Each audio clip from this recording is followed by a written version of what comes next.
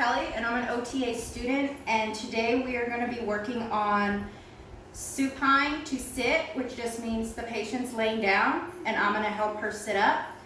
And we're going to work from about a moderate to maximal assist, which means I'm going to be giving her about 50 to 75% assistance while doing this. And then we are going to work on getting her from the bed to the chair.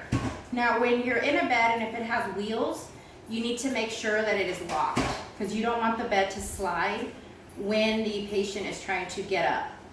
So this is a gait belt, and I'm going to put this on her after she sits up. And what I'm going to have her do is sit up and scoot to the edge of the bed so it'll be easier for her to get up. So Miss Esquivel, hi today. We are going to help you get up. Okay.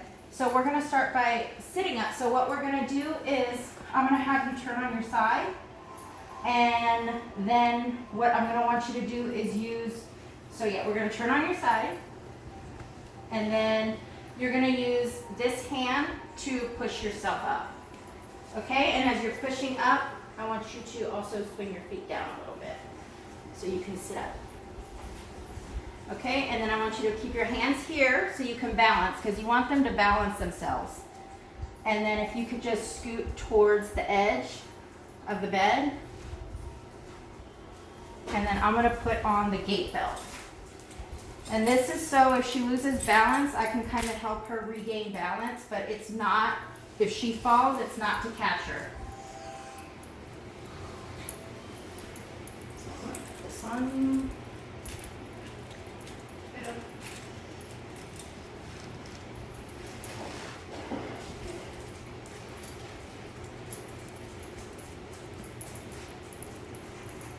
Now you're going to want to be able to fit at least 2 fingers in when you apply a gait belt.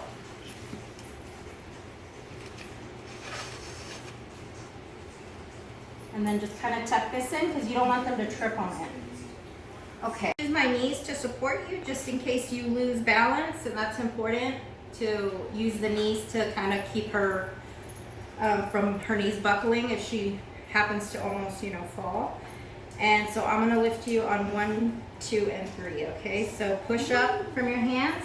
So I'm just grabbing the back of her here and here on the side of her gait belt. So we're going to go up in 1, 2, and 3. And then we're going to shift this way. And if you could just touch the back of the arms right there, and then sit. And use the knees to support her when she sits. That's very important so she doesn't fall too fast. All right, thank you. Just to conclude this video, I'm going to go over it again. The purpose of bed mobility is to make sure that a client is able to sit up in bed safely, and also for you to keep your safety in mind. You don't want to hurt your back, you don't want to hurt your knees, and you want to keep your patient as safe as possible. So having them turn on their side, knowing knowing each step before it's being done is important, and transferring them from whether it's a bed to a wheelchair, bed to chair is important. Putting that gait belt on is important for balance. You never know if a patient's going to fall.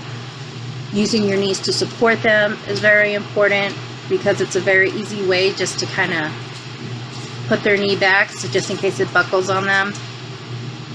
And making sure they understand where you're going from bed to chair, that they need to put one arm on each armrest and slowly sit down, and using your knee to help them lower themselves is important for your back, for them, so they can sit down safely and comfortably. And just making sure that wheels are locked is important. And just always keeping safety as your #1 priority. So that is the follow-up to everything that we just did in this video, and thank you.